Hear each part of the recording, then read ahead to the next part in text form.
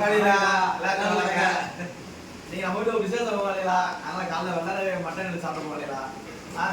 நமஸ்தே பிள்ளைகளா, அம்மா பேசுறேப்பா. எல்லாம் நல்லா இருக்கீங்களா? இன்னைக்கு விசேஷப்பா.